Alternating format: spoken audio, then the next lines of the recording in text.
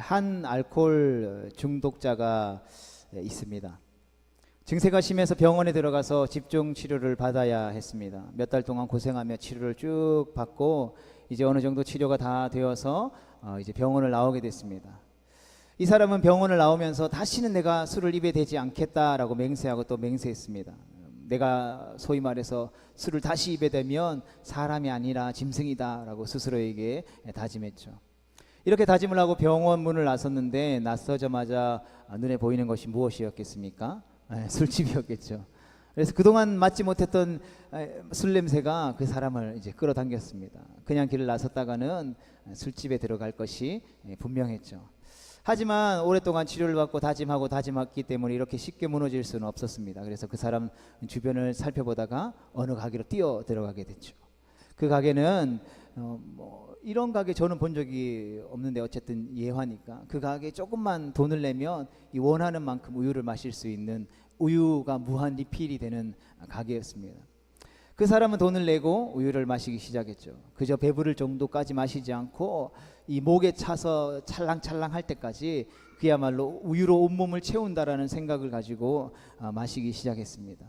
그래서 누가 배를 콕 찌르면 우유가 튀어나올 정도로 마시게 됐죠. 그렇게 배부르게 우유를 마시고 나서야 그 우유 가게를 나왔습니다. 그 후에 이 사람이 술집을 갔을까요? 안 갔을까요? 충분히 갔을 것 같아? 안 갔을 것 같아? 안 갔을 것 같아? 왜? 맞습니다. 속이 우유로 꽉 차서 어떤 것도 들어갈 수 없는 상태였기 때문에 그 사람은 술집에 가지 않고 무사히 술집들을 통과해서 집으로 갔다고 합니다. 이 좀 만들어낸 예화이긴 하지만 이 이야기는 하나님을 믿는 사람답게 또 이 세상을 살아가야 하는 교회로 부름받은 우리에게 어떤 귀한 교훈을 주는 예화가 아닐까 생각해 봅니다. 우리는 어떻게 하면 이 땅을 살아가면서 유혹 많은 이 세상에서 하나님의 뜻대로 살 수 있을까요? 우리가 예수님을 나의 구주로 고백하고 주님의 몸된 교회가 되었다라는 것을 인정하고 교회에 나와서 신앙생활을 하기 시작했다면 우리는 반드시 이 고민들을 해봐야죠. 어떻게 이 유혹 많은 세상에서 하나님의 뜻을 이루며 살아갈 수 있을까? 하나님께서 원하시는 대로 살고 싶다라고 생각하지만 하루에도 수십 번씩 세상의 생각과 유혹이 우리의 마음을 휘젓죠. 매일 아침 결심하지만 잠자리에 들기 전에 하루를 되돌아보면 후회할 것 투성이죠. 요즘 이제 방학이잖아요. 그래서 소망이가 이제 학교에 또 공사 안 돼요. 그래서 원래 학교 방학 때 학교 가는 이 프로그램들이 있는데 이제 내일부터 가게 되는데 그동안 한 2주, 한 3주 좀 쉬었던 것 같아요. 이제 하루 종일 소망이랑 집에서 같이 있으면서 아침마다 새벽마다 기도하면서 하나님 오늘은 승리하게 해주세요라고 이야기하지만 쉽지 않잖아요. 서로가 원하는 게 다르기 때문에. 그리고 날씨가 무더우니까 밖에 어디 돌아다닐 때도 없고 집에 계속 있으면 계속해서 소망이를 부르고 소망이는 잠깐 앉았다가 또 자기가 하고 싶은 걸 하고 저는 소망아 안돼 하다가 어느 순간 야 소리 지르게 되고 아침에 다짐했던 것들이 무색할 만큼 넘어지는 모습을 발견하죠. 그래서 하루를 마감하고 잠자리에 들 때 돌아보면 후회스러운 일들이 한두 가지가 아니죠. 조금만 참을 걸, 조금만 배려해 줄 걸, 조금만 더 사랑으로 대해 줄 걸 생각하게 된다는 것이죠. 하루만 하고 이거를 끝낸다고 하면 고민도 안 하겠죠. 근데 매일 삶 속에서 소망이만 그렇겠습니까? 앞에 있는 친구들도 그렇고 저기 뒤에서 돌아다니는 친구들도 그렇고 그럼에도 불구하고 그 세상의 유혹을 물리쳐야 하는 것이 우리에게 주어진 사명이죠. 성경은 우리에게 간단하지만 확실한 방법을 알려줍니다. 알코올 중독자가 술을 마시지 않기 위해서 어떻게 행동했습니까? 우유를 가득 마셨죠. 아무것도 들어가지 못할 정도로 가득 마셨다라는 것이죠. 그렇게 하니까 술을 어떻게 할 수 있었습니까? 피할 수 있었다라는 것이죠. 왜요? 술이 몸에 들어갈 틈이 없었기 때문에. 마찬가지로 우리가 하나님의 뜻대로 살기 위해서는 하나님의 뜻을 행하려는 생각으로 우리의 마음을 가득 채우면 되는 것이죠. 쉽지 않습니까? 세상의 생각과 유혹이 들어올 틈이 없도록 하나님의 뜻으로 우리의 마음을 가득 채우는 것이죠. 이것이 빌립보서 말씀을 마치면서 사도 바울이 우리에게 주고자 하는 말씀인 것입니다. 오늘 본문 8절 말씀을 다시 한번 읽어보겠습니다. 시작. 형제들아, 무엇에든지 참되며 무엇에든지 경건하며 무엇에든지 옳으며 무엇에든지 정결하며 무엇에든지 사랑받을 만하며 무엇에든지 칭찬받을 만하며 무슨 덕이 있든지 무슨 기림이 있든지 이것들을 생각하라. 아멘. 8절은 끝으로라는 말로 시작하죠. 그러니까 빌립보서의 결론적인 말씀이라는 것이죠. 그런데 이 바울이 빌립보서를 마치면서 매우 의미심장한 말을 하죠. 그것은 바로 이 8절 말씀을 좀 제대로 이해하기 위해서는 계속되는 반복되어지는 무엇이든지를 무엇이든지로 바꾸면 조금 더 이해가 쉬운 것 같아요. 본문에 보면 이 마지막에 기림이라는 단어가 있죠. 이것은 찬양할 만한 것을 말합니다. 그래서 이것을 좀 쉽게 표현하면 같이 보겠습니다. 시작. 참되고 경건하고 옳고 정결하며 사랑받을 만하며 칭찬받을 만하며 덕스럽고 찬양할 만한 것만 생각하라. 이것들로만 우리의 마음을 가득 채우라는 것이죠. 그러면 어떻게 됩니까? 우리의 마음에 참된 것으로 가득 차게 되고 거짓된 것이 우리의 마음에 들어올 수 없다라는 것이죠. 우리가 경건으로 우리의 삶을 가득 채우면 불량한 것이 들어올 수 없다라는 것이죠. 옳음으로 가득하면 불의가 들어갈 수 없다라는 것입니다. 정결함으로 가득하면 더러운 것이 들어갈 수 없다라는 것이죠. 사랑받을 만한 것이 가득하면 말과 행동에 추악함이 들어올 수 없다라는 것이죠. 우리 삶에 칭찬받을 만한 것이 가득하면 악명 높음이 들어올 수 없다라는 것이죠. 이러한 덕과 찬양할 만한 것이 우리 속에 가득하면 세상의 유혹과 생각이 우리의 마음에 들어올 틈이 없다라는 것이죠. 성도, 우리의 마음에 있는 것이 우리의 말과 생각으로 나타난다라는 것을 우리는 잘 알고 있습니다. 예수님은 사람의 입으로 들어가는 것이 그 사람을 더럽히는 것이 아니라 그 사람의 입에서 나오는 것이 그 사람을 더럽힌다라고 마태복음 15장에서 말씀하셨죠. 그러면서 입에서 나오는 것이 바로 사람의 마음에서 나오는 것이다 라고 말씀하셨습니다. 우리 15장 18절과 19절의 말씀을 우리 같이 읽어보겠습니다. 시작. 입에서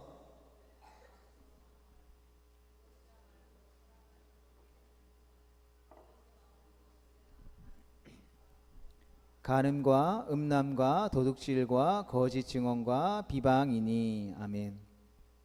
우리의 마음에 악한 생각이나 살인이나 간음과 음란과 도둑질과 거짓 증언과 비방으로 가득하면 그것이 우리의 마음에만 머물러 있는 것이 아니라 반드시 우리의 입을 통해서 우리의 손과 발, 행동을 통해서 나타나게 된다라는 것이죠.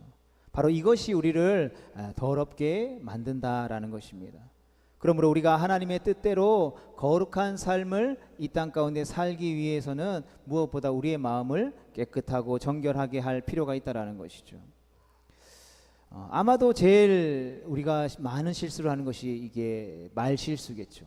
해서는 안 되는 말들을 하고 자기 입을 막 때리면서 요 입이 방정이다라고 때로는 탄식할 때가 있다라는 것이죠. 그런데 성경은 아니라는 것이죠. 우리 입의 문제가 아니라 마음의 문제라고 이야기한다라는 것이죠. 입은 그저 마음에 있는 것을 바깥으로 내보내는 통로에 불과하다라는 것이죠.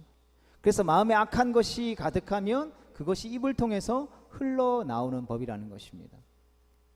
그렇게 우리가 하나님의 뜻대로 거룩한 삶을 살기 위해 가장 중요한 것은 우리의 마음을 무엇으로 채우냐는 것이죠. 쉽게 우리가 생각해 보면 우리가 마음에 이 물질에 대한 것, 돈에 대한 생각으로 가득하게 되면 돈밖에 보이지 않게 되죠. 돈 때문에 부모를 버리고 돈 때문에 형제를 등지는 일들이 우리 주변에 일어나잖아요.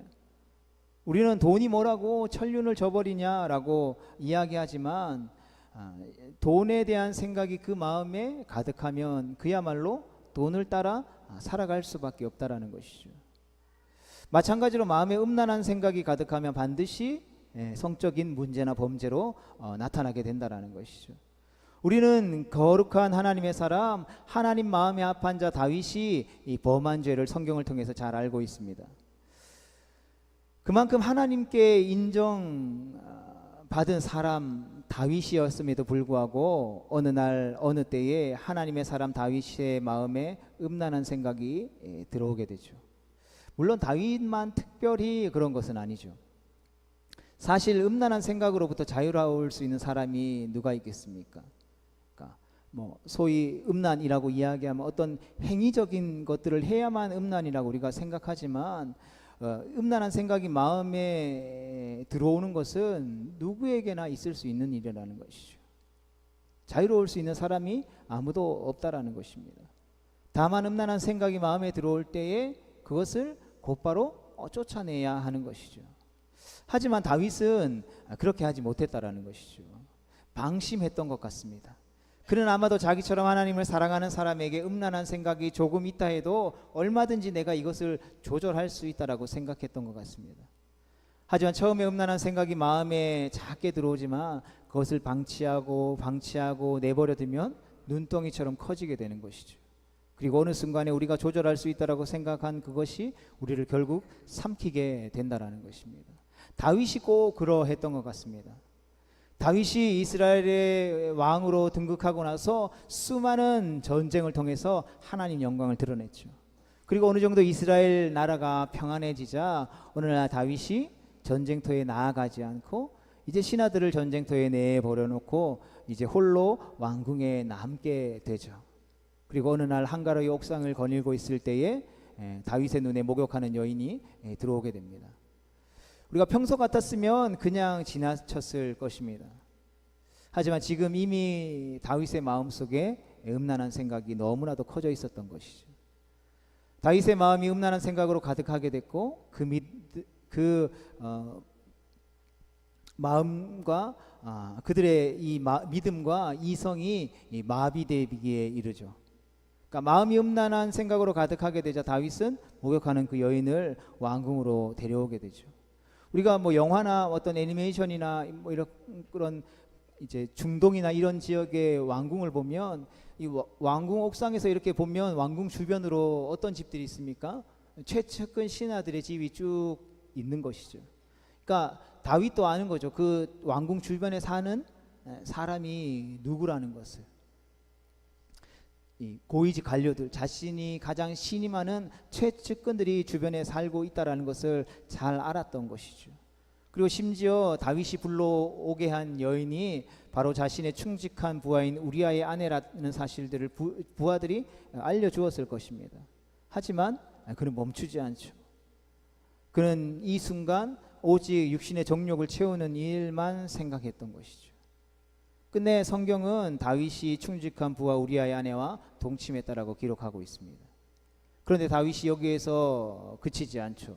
자신의 죄가 탄로 날 것을 무서워서 그는 우리아를 위험한 전쟁터에 보내게 되고 결국은 죽음으로 내몰게 되죠. 다윗은 자신의 죄를 덮기 위해서 더 극악한 죄를 범했다라는 것이죠. 이처럼 사람은 그 마음속에 가득 차 있는 것으로 말하고 행동할 수밖에 없는 존재라는 것입니다. 그래서 다윗은 자신의 죄를 깨닫고 철저히 회개할 때에 어떻게 기도했냐면 이렇게 기도했습니다. 시편 51편 10절 말씀 같이 보겠습니다. 시작. 하나님이여 내 속에 정한 마음을 창조하시고 내 안에 정직한 영을 새롭게 하소서. 아멘.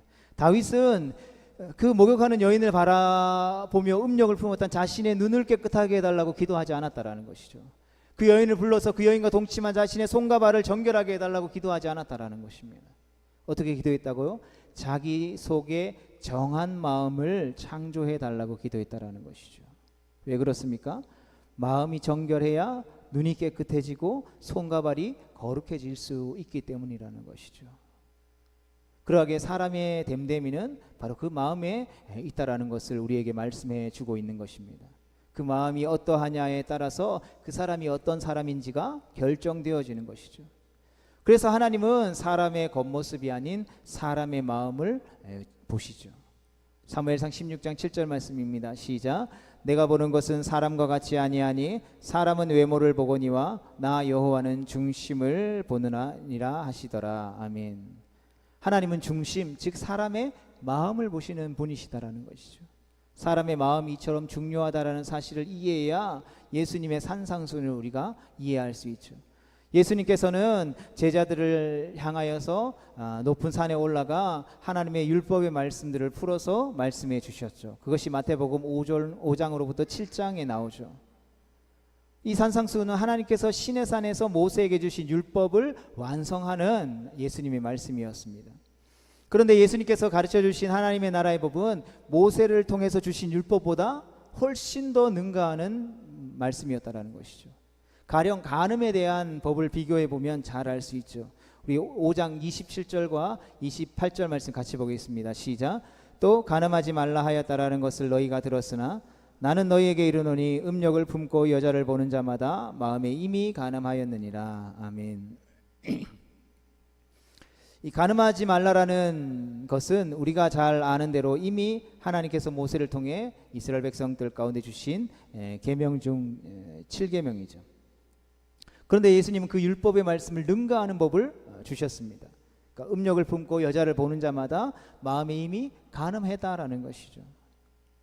사실상 예수님께서 주신 이 율법은 지키는 것이 불가능한 법이라는 것이죠. 여러분, 단 한 번도 음욕을 품고 이성을 본 적이 없는 사람은 없기 때문이라는 것이죠. 예수님께서 주신 율법은 지키는 것이 불가능한 율법이었다라는 것이죠. 그렇다면 우리는 질문해 볼 수 있어야 되겠죠. 왜 지킬 수 없는 법을 예수님이 말씀해 주셨을까요? 그것은 바로 사실 이것을 지킬 수 없음을 아는 것이 가장 핵심이라는 것이죠. 상상수는 하나님의 나라의 법이잖아요. 그런데 하나님의 나라의 법이라고 말했지만 이 법을 지켜야만 하나님의 나라에 들어갈 수 있다라는 뜻은 아니라는 것이죠. 그런 의미라면 우리 중에 한 사람도 천국에 들어갈 수 없을 것입니다. 우리 중에 마음으로 간음하지 않는 사람은 단 한 명도 없기 때문이죠. 어떤 지나가는 여성을 보고 와 예쁘네, 아니면 TV에 나오는 뭐 연예인을 보고 예쁘네 라고 말 한마디 해도 이미 우리는 간음한 거죠. 지나가는 남자 저 남자 너무 운동 열심히 했나 고 몸이 좋네, 이미 우리는 간음한 거죠. 누구에게 말한 것도 아니고 입으로 낸 것도 아니고 그냥 내가 혼자 생각한 것만으로도 예수님은 이미 간음했다라고 이야기하는 것이죠. 심지어 예수님은 살인하지 말라라는 10계명 중 6계명을 새롭게 말씀하시면서 다른 사람에게 미련한 놈, 멍청한 놈이라고 말만 해도 지옥에 들어가게 될 것이다라고 말씀하고 있다라는 것이죠. 예수님께서 우리에게 주신 법에 따르면 우리는 하루에도 수십 번씩 지옥에 들어가야 마땅하다라는 것이죠. 그러하게 예수님께서 우리에게 주신 이 하나님 나라의 법은 절대로 지킬 수 없다라는 것이죠. 그러니까 그렇기 때문에 이 법을 지켜야만 하나님의 나라에 들어갈 수 있다라고 한다면 하나님의 나라는 텅텅 빌 수밖에 없다라는 것이죠. 그럼에도 불구하고 예수님께서 이 모세에게 주셨던 율법의 완성을 통해서 하나님의 나라에서 지켜야 할 법을 이야기해 주신 이유는 하나님의 나라, 즉 천국은 우리가 어떠한 것을 행위로적으로 잘해서 들어갈 수 있는 나라가 아니라 오직 하나님이 우리 가운데 베풀어 주신 예수님의 십자가의 은혜로만 들어갈 수 있는 나라라는 것을 알려주시기 위한 것이었다라는 것이죠. 오직 하나님의 은혜로 죄 용서를 받고 의롭게 되어 하나님의 뜻대로 살아가려고 애쓰고 힘쓰는 사람만이 들어가는 나라가 하나님의 나라라는 것이죠. 이것을 가르쳐주기 위해 우리가 도저히 지킬 수 없는 법을 알려주신 것이죠. 우리에게 있는 힘으로, 우리에게 있는 어떠함으로 하나님의 나라의 법을 지킬 수 없다라는 것을 우리가 철저히 깨달으면, 하나님이 우리 가운데 풀어주신 은혜가 얼마나 큰지 깨닫게 되면 우리는 하나님을 의지하고 하나님을 바라보고 그 하나님 앞에 감사하고 우리가 그 하나님의 법을 지킬 수 있도록 성령 하나님이 우리 가운데 도와주심으로 말미암아 그 법을 지켜낼 수 있도록 하나님 앞에 나아갈 수 있게 되는 것이죠. 예수님은 이것을 말씀해 주시고 이것을 가르쳐 주시기를 원하셨다라는 것이죠. 그런데 실제로 간음하는 것이 아님에도 단지 마음의 음욕을 품는 것이 간음죄라고 하신 것, 또 실제로 사람을 죽인 것이 아님에도 단지 입으로 욕을 한 것만으로도 살인죄를 처벌받는 것은 사람의 마음이 우리가 생각하는 것보다 훨씬 더 중요하다라는 것을 보여주고 계시다라는 것이죠. 우리는 인간이기 때문에 눈에 보이는 것을 신경 쓰죠. 내 마음은 나만이 알고 있기 때문에 아무도 모른다고 생각하고, 그렇기 때문에 이 마음으로 어떠한 생각도 할 수 있다라고 생각한다라는 것이죠. 그러나 우리 주님은 우리가 행동하고 말하는 것보다 우리의 마음으로 생각하고 의지하는 것이 더 중요하다라는 것을 말씀하고 있다라는 것이죠. 그래서 사람이 그 마음의 음욕을 품으면 실제로 간음한 것과 다르지 않다라는 것이죠. 사람이 살인할 마음을 품고 있으면 이미 그 사람은 살인자라는 것입니다. 그러기에 우리의 마음이 무엇으로 채워져 있느냐에 따라서 우리는 전혀 다른 사람이 될 수 있는 것이죠. 그래서 바울은 본문에서 이처럼 중요한 마음을 무엇으로 가득 채워야 하는지를 우리에게 분명히 가르쳐주고 있죠. 같이 읽어보겠습니다. 시작. 무엇이든지 참된 것으로, 무엇이든지 경건한 것으로, 무엇이든지 옳은 것으로, 무엇이든지 정결한 것으로, 무엇이든지 사랑받을 만한 것으로, 무엇이든지 칭찬받을 만한 것으로 우리의 마음을 채워야 합니다. 참되고 경건하고 옳고 정결하고 사랑받을 만하고 칭찬받을 만한 것으로 우리가 우리의 마음을 채울 수만 있다면 그 마음으로부터 흘러나오는 우리의 말과 행동은 하나님의 백성다운 아름다운 모습으로 이 세상 가운데에 나타나게 될 것이다라는 것이죠. 그러한 하나님의 백성 되어질 수 있기를 주님의 이름으로 축복합니다. 그렇다면 우리는 어떻게 참되고 경건하고 옳고 정결하고 사랑받을 만하고 칭찬받을 만한 것을 우리 마음에 채울 수 있을까요? 우리의 마음이 중요하고 우리의 마음이 하나님의 것으로 채워야 한다라는 것이 무엇보다도 중요하다라는 사실들을 깨달았으면 우리는 거기서 이제 한 걸음 더 나아가야 되겠죠. 그러면 어떻게 이런 것들을 우리의 마음에 채울 수 있을까? 이러한 것들이 가득 담긴 보물 상자가 이미 우리 가운데 주어져 있다라는 사실을 우리는 알 수 있습니다. 무엇을 우리는 알 수 있습니까? 바로 하나님의 말씀인 성경이라는 것이죠. 성경에는 성도가 마음에 채워야 할 온갖 보물들로 가득 차 있습니다. 바울은 이 사실을 우리에게 잘 알려주죠. 디모데후서 3장 16절과 17절의 말씀을 같이 보겠습니다. 시작. 모든 성경은 하나님의 감동으로 된 것으로 교훈과 책망과 바르게 함과 의로 교육하기에 유익하니 이는 하나님의 사람으로 온전하게 하며 모든 선한 일을 행할 능력을 갖추게 하려 함이라. 아멘. 성경은 어떤 책이라고요? 하나님의 감동으로 된 책이다라고 기록하고 있습니다. 여기서 감동이라는 말은 좋은 영화나 드라마를 보고 내가 감동했다 할 때의 그 감동이 아니죠. 더 정확히 말하자면 하나님의 입에서 나오는 숨을, 호흡을 뜻합니다. 그래서 성경이 하나님의 감동으로 되었다라는 것은 성경이 하나님의 입에서 나온 말씀이다라는 뜻을 가지고 있는 것이죠. 또한 성경은 몇몇 뛰어난 사람들이 자신이 가지고 있는 지혜와 경험을 모아서 쓴 책이 아니죠. 성경은 하나님의 입에서 나오는 그야말로 하나님의 말씀입니다. 그러하게 이 말씀은 교훈하고 책망하고 바르게 하고 의로 교육하기에 유익하다라는 것이죠. 우리가 하나님의 말씀을 항상 읽고 듣고 또 공부하고 묵상하면서 그 말씀을 우리의 마음에 채울 수만 있다면 우리는 하나님의 온전한 사람이 될 수 있다라는 것을 성경은 우리에게 가르쳐주고 있다라는 것이죠. 온전하게 된다라는 것은 완벽하게 적합하다라는 뜻을 가지고 있습니다. 그 말과 행동과 삶이 하나님께서 원하시는 사람의 기준에 꼭 들어맞게 된다라는 것이죠. 우리는 단순히 성경을 읽고 또 교회에 나와서 신앙생활하면 예수님을 믿는 사람이 단순하게 1차원적으로 착한 사람, 좋은 사람이 되면 하나님이 기뻐하실 것이다라고 생각하는 것이죠. 그래서 남에게 싫은 소리도 안 하고 남에게 피해 주지 않고 그냥 나 혼자만 잘 살면 하나님이 기뻐하시는 착한 사람, 좋은 사람이 될 거야 라고 생각할 수 있다라는 것이죠.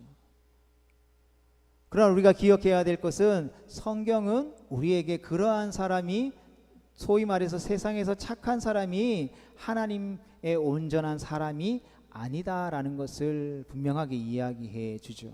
때로는 세상 사람들에게 손가락질 받을 수 있고 세상 사람들이 미워할 수 있지만 하나님이 가르쳐 주시고 하나님의 말씀에 합당하게 바르게 사는 것이 이런 것입니다, 저런 것입니다 라는 것을 세상 사람들에게 미움받을 용기를 가지고 이야기해 줄 수 있는 사람, 그 사람이 하나님의 온전한 사람이 될 수 있는 것이죠. 많은 사람들이 우리가 예수님을 믿기 때문에 우리에게 주신 하나님의 말씀을 의지해서 때를 얻든지 못 얻든지 복음을 전하죠. 그래서 사람들이 조금 때로는 싫어할지라도 예수님 믿으세요, 예수님 믿고 구원 받으세요, 예수님 믿고 함께 천국에 갑시다 라고 이야기하면 그렇게 이야기하면 사람들 싫어해. 그러면 하나님이 안 기뻐하셔, 그러니까 그런 거 전하면 안 돼 라고 많이들 요즘 이야기하죠. 과연 그렇게 행동하는 것이 하나님이 기뻐하시는 하나님의 온전한 사람일까요?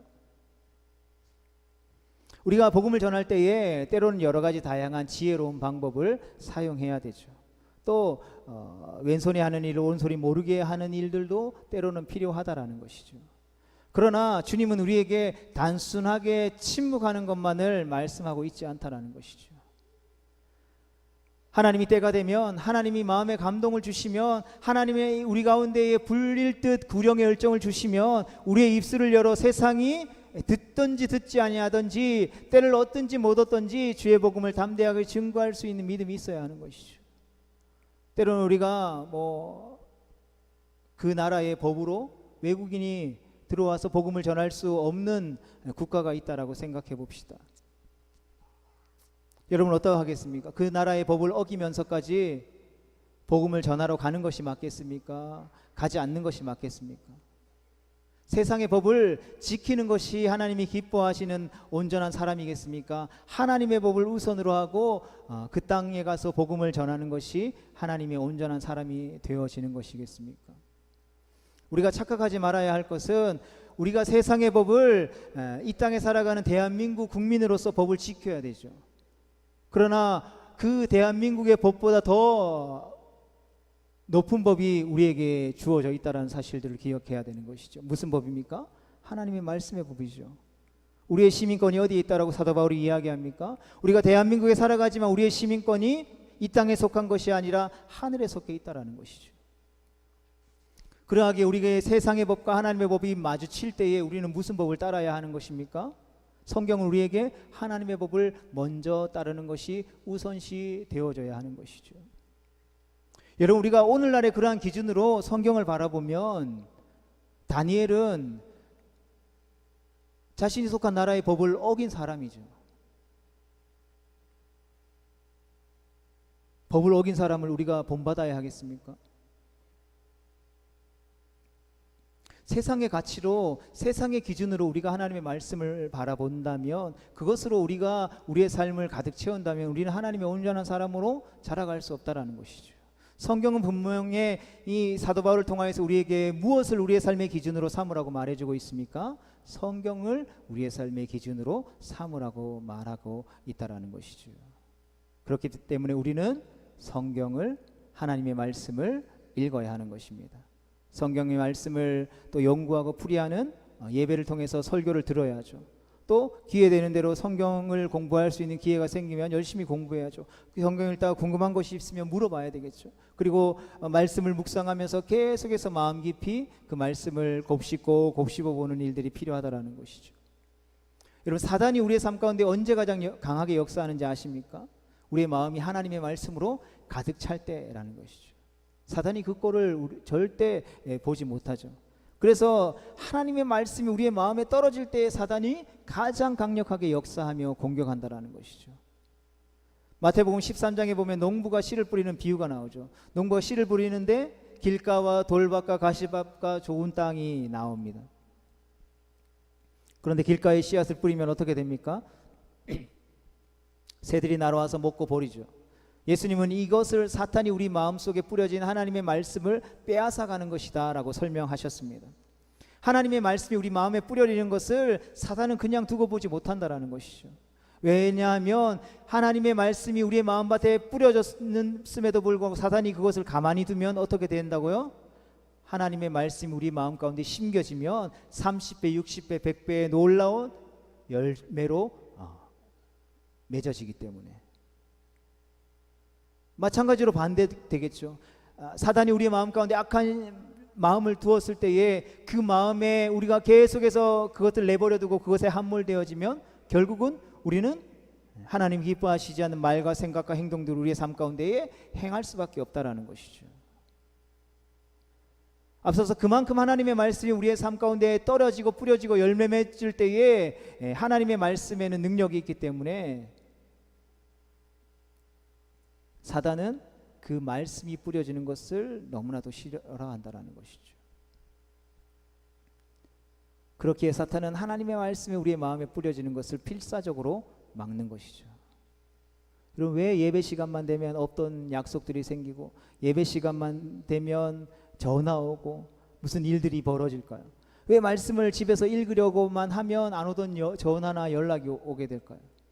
왜 선한 일을 하려고 하면 계속해서 우리의 마음속에 부정적인 생각이 들겠습니까? 하나님의 말씀이 우리의 삶 가운데 뿌려지고 그것이 열매 맺어서 우리의 삶 가운데 드러나고 나타나는 것을 사단이 극도로 싫어하기 때문이라는 것이죠. 그러하기에 우리는 이러한 영적인 원리를 깨닫고 때를 얻든지 못 얻든지 계속해서 하나님의 말씀을 필사적으로 가까이 하는 노력을 해야 하는 것이죠. 그러하기에 하나님의 말씀을 읽는 것도 습관적으로 해야 돼요. 내가 아무 생각 없이 때로는 말씀을 읽을 필요도 있죠. 말씀을 깊이 묵상하고 연구하는 것도 필요하지만 그냥 말씀을 틀어놓는다거나 아무 생각 없이라도 계속해서 말씀을 읽는 습관을 계속해서 정기적으로 드릴 필요가 있다는 것이죠. 이것이 영적인 원리인데 여러분 말씀을 내가 오늘 하루 안 읽고 내일 안 읽고 일주일 안 읽었다고 생각해 봅시다. 일주일 동안 내가 말씀을 안 읽었기 때문에 일주일이 지난 다음 주 토요일쯤 됐었을 때에 10일 정도 11일 정도 됐었을 때 우리 마음 가운데 말씀을 일주일 동안 안 읽었으니까 막 마음속에 말씀을 읽고 싶은 생각이 막 부릴 듯 일어날 거라고 생각하지만 실제로는 그렇지 않다라는 것이죠. 말씀을 읽는 습관이 들여지지 않으면 어느 순간 하나님께서 강력하게 역사하셔서 다시 말씀으로 돌이킬 수 있는 기회가 생기지만 일주일, 열흘 말씀을 안 읽으면 내가 그동안 말씀에 갈급함이 있으니까 말씀을 많이 읽어야지 이런 생각이 들지 않는다라는 것이죠. 기도도 마찬가지겠죠. 평소에 기도 안 하던 사람이 내가 오늘부터 기도해 봐야 되겠다라는 생각이 막 자발적으로 들 수 있을까요? 그런 일은 일어나지 않는다라는 것이죠. 기도도 해본 사람이 하는 거고 말씀도 읽어본 사람이 읽고 고기도 먹어본 사람이 먹을 줄 아는 거죠. 그래서 사도 바울은 우리가 이러한 마음에 있는 그 영역들을 하나님의 것들로 계속해서 채우는 연습을 하고 훈련을 해야만 그것이 우리의 마음 가운데 자리 잡고 그것이 우리의 삶 가운데에 작은 열매든지 큰 열매든지 상관없이 열매를 맺게 되는 것이지 우리의 마음 밭을 잘 가꾸고 우리의 마음의 정원을 잘 가꾸지 않으면 사단이 우리 마음속에 뿌려진 그 좋은 것들을 다 빼앗아가 버려서 우리의 마음이 악한 것으로 채워지게 되고 그 악한 것으로 채워진 우리의 마음을 통해서 우리의 입과 생각과 행동이 하나님이 기뻐하시지 않는 것들로 드러날 수밖에 없다라는 것을 이야기해 주고 있는 것입니다. 성도 여러분, 말씀을 정리하면서 우리의 마음에 무엇이 담겨 있는지에 따라서 우리가 어떤 사람인지를 결정해 준다라고 사도 바울이 우리에게 이야기하죠. 우리의 마음에 세상의 것들이 가득 차면 비록 우리의 몸은 매주 교회에 나오고 매 예배 가운데 나와서 앉아 있지만 실제로는 세상에 믿지 않는 사람들과 별반 다를 것 없다라는 것이죠. 우리가 정말로 하나님을 사랑하고 하나님의 뜻대로 이 세상을 살아가고자 한다면 우리의 마음을 참되고 경건하고 옳고 정결하고 사랑받을 만하고 칭찬받을 만한 것들로 작은 것부터 하나씩 하나씩 차곡차곡 채워나가는 믿음의 습관이 우리 가운데 필요하다라는 것이죠. 이런 것들이 우리의 마음에 가득하면 우리의 말과 행동과 삶이 그렇게 나타나기 때문이라는 것이죠. 우리의 마음이 곧 우리라는 사실을 여러분 잊지 마시기를 축복합니다. 그러하기 위해 하나님의 말씀을 가까이 하십시오. 열심을 가지고 하나님의 말씀을 읽고 듣고 배우고 묵상하십시오. 말씀이 그래서 우리의 삶을 우리의 마음을 다스리게 하십시오. 그래서 다른 악한 생각과 마음이 우리 마음에 들어갈 틈이 없도록 우리의 마음을 말씀으로 가득 채우십시오.